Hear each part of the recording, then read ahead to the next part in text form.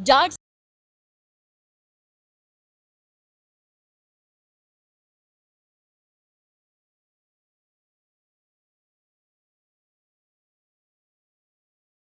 पर हम बात करेंगे, जाट संसद कितनी ज़रूरी है, इस पर हम चर्चा करेंगे। जाट समुदाय से आज कुछ लोग मेरे साथ मौजूद हैं।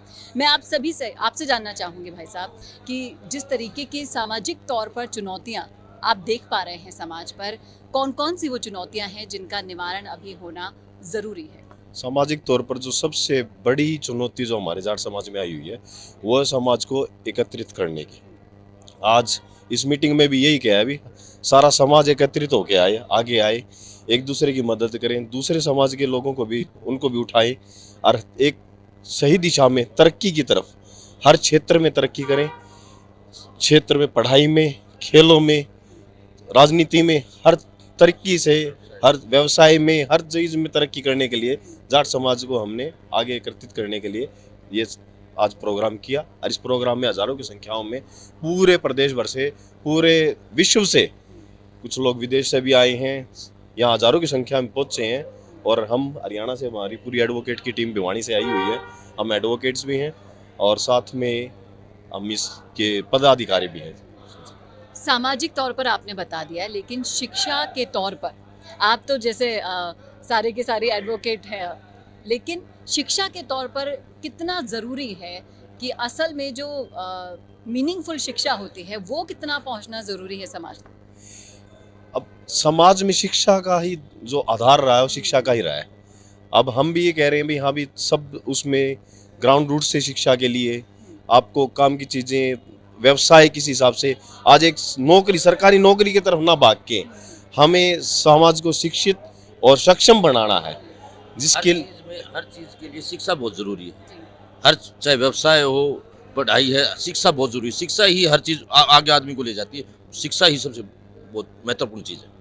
अब बात करूंगी थोड़ी बहुत राजनीति की भी। बड़े बड़े जाट समाज से नेता आ रहे हैं, हनुमान बेनीवाल है, हरीश चौधरी है, गोविंद सिंह डोटासरा है। इन नेताओं का क्या रोल मानते हैं आप अपने समाज पर? किस तरीके का प्रभाव आप लोगों पर पड़ता है? जबरदस्त है।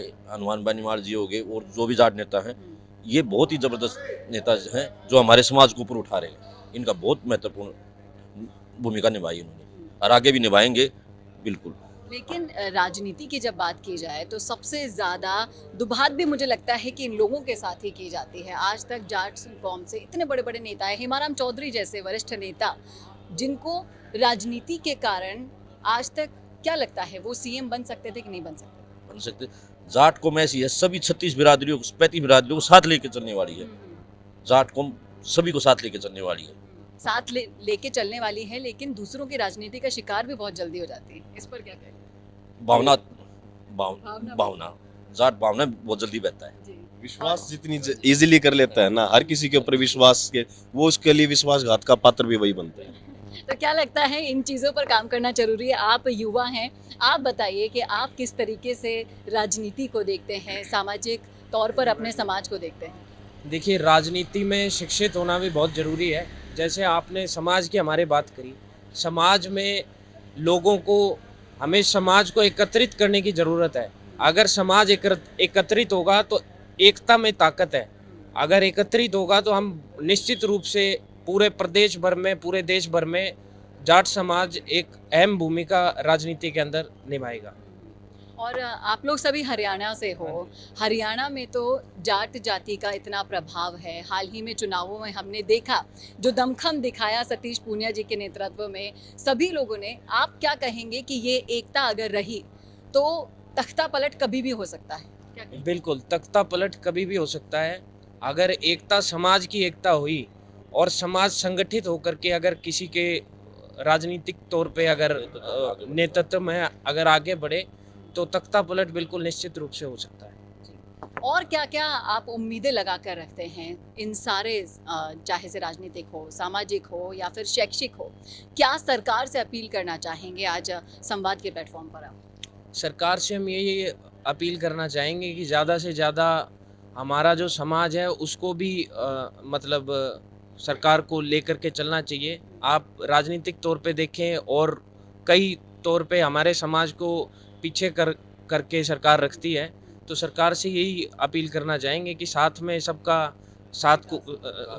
विकास और साथ में लेकर के हमें चलें।